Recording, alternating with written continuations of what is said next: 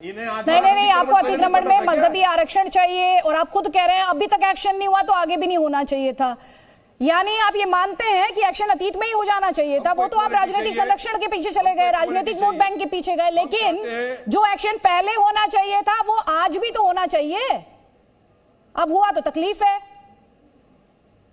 हम तो चाहते हैं कि कायदे कानून का पालन हो, रूल ऑफ लॉ प्रिवेल करे, संविधान प्रिवेल करे, लोकतंत्र का कत्ल नहीं हो जो कल वहां देश के कानून मानना सीख लीजिए, शरिया से देश नहीं चलता है। हम तो ये चाहते हैं, हम चाहते हैं कि अगर अंसार, अफजल, अशफाक का घर अगर टूट रहा है तो साथ में रमेश, प्रभु, सोलंकी इनका भी जो घर अवैध है वो भी टूटे, मगर कायदे से। किसी एक समुदाय को टारगेट करना अच्छी बात नहीं है। विजिलेंटी जस्टिस अच्छा नहीं होता। मुसलमान कम्युनिटी को टारगेट करके उनके व्यवसाय को कर, अभी तो बताया जूस कॉर्नर, वो तस्वीर भी दिखाई, उस पर वारिस पठान आप फिर गलत बयानी कर रहे हैं सर। कम से कम तथ्यों के मामले में तो सही रहिए सर। मैं गलत बयान करता ही नहीं। फिर से चलाइए तस्वीर, फिर से चलाइए तस्वीर। अरे फिर से चलानी पड़ी आपने मुसलमानों के वहाँ पे दो घर। अच्छा, उसमें भी आप ये कहेंगे कि 50-50 करो। पॉलिटी बताने आ गए। देखें सुने मेरी बात, अवैध निर्माण किसी का भी हो एक्शन होना चाहिए। नहीं नहीं, लेकिन अगर आप उसमें कहेंगे कि 50-50, अगर आप ये कहेंगे कि इसमें भी 50-50 करो तो आपको पता होना चाहिए अवैध निर्माण होता है। हम लोग, आप कानून की बात तो नहीं कर रहे वारिस साहब, ये तो कानून की बात नहीं है। नहीं, आप कानून की बात नहीं कर रहे हैं। जितना अवैध निर्माण अवैध तो अवैध हुआ दिया जाए। अगर इसी तरह से चलना है तो बिना नोटिस दिए दिल्ली में जितना भी अवैध निर्माण है सारा निर्माण को उठाइए, बुलडोजर उठा के फेंक दो। नोटिस देने की क्या जरूरत है? कायदे कानून कोर्ट कचहरी की क्या जरूरत है? लाओ बुलडोजर। मुझे पता है दिल्ली में कायदे कानून की जरूरत इसलिए कि अवैध क्या है वो तो कायदे कानून में ही तय होगा ना sir. Waris Pathan please sir, मैं आपको सर देश ही कानून से ही चलता है। अवैध क्या है और वैध क्या है ये देश का कानून ही तय करता है। इस देश का संविधान आधारित कानून तय करता है sir. Please Waris Pathan, don't play the victim card, please don't. तो कानून की तो मैं बात कर रहा हूँ, मैं यही तो बोल रहा हूँ कि कायदे कानून संजीव यादव गए आज वहां पर, पालन होना चाहिए। इस तरह से बुलडोजर ले जाके बिना नोटिस के नहीं तोड़ सकते आप किसी के घरों को। अरे किसी के घरों को बसा नहीं सकते, मत तोड़ो यार घर किसी के। अवैध निर्माण तो पूरे दिल्ली में हर गली कोचे के अंदर है, जाओ तोड़ो, बुलडोजर ले जाकर गाड़ फेंको सबके घर। ठीक है, संजीव झा गए थे, नोटिस की जरूरत है, क्यों दोनों साइड को सुन तो लीजिए। संजीव झा आपको जवाब देना चाह रहे हैं। वारिस पठान विक्टिम कार्ड तो ठीक है, आप इन्हें कह रहे थे। असदुद्दीन ओवैसी कह रहे हैं इनकी मिली भगत है बीजेपी से, वो आपको जवाब देना चाह रहे हैं। सुन लीजिए जवाब, फिर वापस आपको मंच दूंगी वारिस पठान। संजीव झा, देखिए मुझे लगता है कि जो अतिक्रमण है, मैं अतिक्रमण हटाने के खिलाफ नहीं हूँ, लेकिन एक बात समझिए कि 15 साल से एमसीडी में बीजेपी की सरकार है। आखिर 15 साल में इतने अतिक्रमण हो कैसे गए, अतिक्रमण होने कैसे दिया गया, और फिर उस अतिक्रमण को पहले क्यों नहीं हटाया गया? मुझे लगता है कि जिस वक्त ये बुलडोजर चलाया गया, ये बुलडोजर उस समय कुछ जख्म सभी समुदाय के लोगों को दे दिए गए थे। तब उस समय जब जख्म लोगों को था तो ये अतिक्रमण हटाने के लिए बुलडोजर नहीं, लोगों के कुछ जख्म को पूरे देने के लिए बुलडोजर।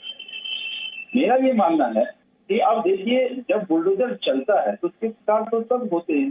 दो हो सकता है, दो लफंगे इधर के, दो लफंगे उधर के आकर के दो समुदायों को लड़ाने की कोशिश करते हैं, पर उसके शिकार में सब आते हैं।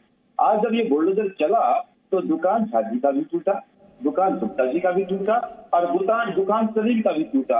मेरा ये कहना है। वारिस पठान दीजिए जवाब। ये संजीव झा क्या कह रहे हैं? हिंदू मुसलमान को लड़वाना चाहते हैं। गुप्ता जी का भी मकान टूटा और मुसलमान का भी मकान टूटा, ये कह रहे हैं। बहुत सारे दुकान को ऑलरेडी एमसीडी अलॉट की हुई थी। अब समझिए कि पहले पैसे। सर जवाब लीजिए वारिस पठान।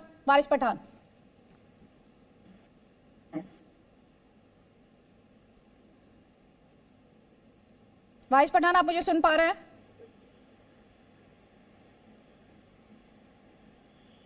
चलिए, वारिस पठान के साथ हमारा संपर्क इस वक्त नहीं है। संजीव झा जी, आप अपना आर्ग्यूमेंट पूरा कर लीजिए सर। आपके ही पॉइंट का उनसे मैं एक रिबटल चाहती थी, आप जल्दी से अपनी बात पूरी करें, उसके बाद शायद प्लीज। तो मैं जो कहना चाह रहा था कि बेसिकली अब ये बहुत सारे दुकान को ऑलरेडी एमसीडी अलॉट करेगी। तो देखिए, बीजेपी के पार्षद हैं वहाँ, आपने अलॉटमेंट में भी पैसे खाए और फिर उसके बाद उसके दुकान को तोड़ भी दिया। कई लोग अपने डॉक्यूमेंट दिखाते रहे। कोरोना के बाद ऐसे ही लोगों की रोजगार की समस्याएं हैं। जरा उस परिवार के बारे में सोचो जिनकी रोजी रोटी चल रही थी वहां पे। तो मुझे ये लगता है कि जिस तरह से कल बुलडोजर चलाया गया, ये बुलडोजर अतिक्रमण हटाने की मंशा से नहीं, बल्कि वो जो जख्म दिया गया है वो जख्म कुरेदने की मंशा से की गई थी। ये सही समय नहीं था, क्योंकि मैं वहाँ के विधायक भी हूँ। मैं लगातार 2015 से लिख रहा हूँ कि ये जो रोड पे जो अतिक्रमण है, इस अतिक्रमण को हटाया जाए, रोड को चलने लायक बनाया जाए। लेकिन बार बार वहाँ पे तरह तरह के पार्किंग, तरह तरह की चीजों को लगा करके पार्षद और एनसीडी के लोग वहाँ पर पैसे कमाने का काम करते थे। तो मुझे तभी मैं कह रहा हूँ कि गलत समय पे आपने जब बुलडोजर चलाया तो आपकी मंशा अतिक्रमण खत्म करना नहीं था, लोगों के जख्मों को कुरेदना। ठीक है के शर्मा, आप लोगों के जख्मों को कुरेदना चाहते थे, आम आदमी पार्टी कह रही है आप अतिक्रमण नहीं हटाना चाहते थे। आम आदमी पार्टी इसके अलावा कह क्या सकती है? ये वही लोग हैं, ये वही जो है आम आदमी पार्टी है। जब शोभा यात्रा में पथराव होता है तो इनकी जबानें बंद हो जाती हैं, क्योंकि उसके पीछे षड्यंत्र में इनके लोग होते हैं। जब 2000 सीए का जब आंदोलन चल रहा था और जो दिल्ली में दंगे हुए, उस दंगे के पीछे इनका पार्षद ताहिर हुसैन दिखता है। उसके घर में पत्थर भी होते हैं, उसके घर में पेट्रोल बम भी होते हैं, हथियार भी होते हैं। और 3 दिन तक ये उस व्यक्ति, उस पार्षद का जो है रोकथाम करते रहते हैं, उसके बचाव में ये प्रेस कॉन्फ्रेंस तय करते हैं। 3 दिन बाद जब मीडिया जाके पूरा हिस्ट्री दिखा देती है और सारी पुलिस के सामने सब चीजें स्पष्ट हो जाती हैं, पुलिस जब दिखाती है लोगों को, जनता को भी दिखाती है, तब जाके इनके मुंह बंद होते हैं। फिर ये बगले झांकने फिरते हैं, फिर ये कहते हैं नहीं नहीं ये हमारा आदमी नहीं है। तो ये सारे उस दिन जब शोभा यात्रा के समय जब सांप्रदायिक वहां पर जो है सद्भावना बिगड़ी और एक वर्ग विशेष ने वहां पथराव किया, तब ये जो है उस पर ये बोलने नहीं आए। लेकिन जब कानूनी रूप से वहां पर अतिक्रमण को हटाया गया, तब इनको याद आ रहा है। ये कह रहे हैं मैं उस क्षेत्र का विधायक हूं। मैं पूछता हूं उस क्षेत्र में जो है इन लोगों को सस्ती बिजली कौन दे रहा है? इन लोग को जो है राशन, फ्री का राशन कौन बांट रहा है? ये जब अवैध उसमें बैठे हैं तो आपको समझ में नहीं पड़ा? कभी आपको दिखाई नहीं पड़ा? आप जो है फ्री में इनको पानी दे रहे हैं, आप फ्री में बिजली दे रहे हैं, आप इनको बसा के अपना वोट बैंक बनाए हुए हैं, और आज उस पर कार्रवाई हो रही है। संजीव झा, अब यही नहीं, एक कार्रवाई आज नहीं हुई आदित्य जी, एक कार्रवाई जनवरी से चल रही है। संजीव झा से जवाब ले लीजिए सर, मेंशन किया, जवाब ले लीजिए सर, जवाब ले लीजिए संजीव झा।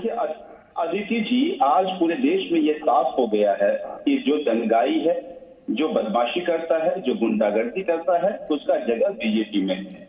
ये मैं इसलिए कह रहा हूं कि आपको याद होगा कि दिल्ली के मुख्यमंत्री के घर जाकर लोगों कुछ लड़कों ने तोड़फोड़ की, गुंडागर्दी की, सबके कैमरे में कैद थे, और जब वो जेल गया, जेल सर आप तो उसको बीजेपी में दंगा अरविंद केजरीवाल ने भी कहा कि हम ये नहीं है, हम वो नहीं है। सर सुन तो लीजिए, तस्वीरें अंसार की आपकी टोपी में भी आई और तस्वीरें अंसार की बीजेपी की टोपी में भी आई, और आपने तेरा अंसार और मेरा अंसार बनाने की कोशिश की। सर आपको मैंने मंच दिया, सर आपको काउंटर करने का भी मौका दिया, लेकिन इस डिबेट का एक टॉपिक है, उस मुद्दे पर रखना, उस मुद्दे को टू द पॉइंट रखना, वो मेरी जिम्मेदारी है। तो आप उस पर जवाब दीजिए। मैं उसी को रिलेट कर रहा हूं। तो जी आइए प्लीज, 20 सेकेंड्स। बीजेपी के उस तमाम जो दंगाई थे, जो तमाम गुंडे थे, उनको बीजेपी के प्रदेश अध्यक्ष ने सम्मान किया और टैग किया देश के प्रधानमंत्री को, देश के गृह मंत्री को। क्या मैसेज जाता है कि इन दंगाइयों का संरक्षण है। अब इन्होंने कहा कि शोभा यात्रा में क्योंकि आपने नहीं बोला, हमारे सभी नेताओं ने शोभा यात्रा निकाला, दिल्ली के मुख्यमंत्री खुद सुंदरकांड में गए, वहां तो दंगा नहीं हुआ। एक बात बताइए कि हमारे शोभा यात्रा में तो लोग शंख, मृदंग, झाल, फूलों की वर्षा करते हुए लोग जाते हैं। ऐसा कौन सा शोभा यात्रा है जिसमें तलवार लेकर लोग निकलते हैं, बंदूक लेकर लोग निकलते हैं?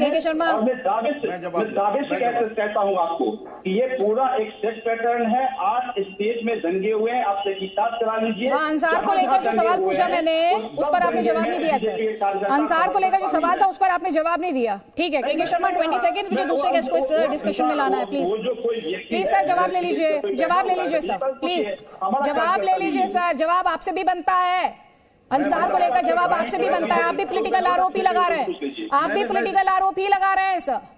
अगर उनके आरोप पॉलिटिकल है तो आपके आरोप भी पॉलिटिकल है। बीजेपी जवाब देगी, बीजेपी से जवाब लीजिए संजीव जी प्लीज। हाँ, संजीव झा जी को इनके 2 बातों का जवाब देता हूं, जो 2 प्रश्न इन्होंने उठाए। एक तो इन्होंने कहा कि जो इनके यहाँ गुंडे हैं जिन्होंने मुख्यमंत्री के आवास पर वो किया, उसको सम्मानित करते हैं।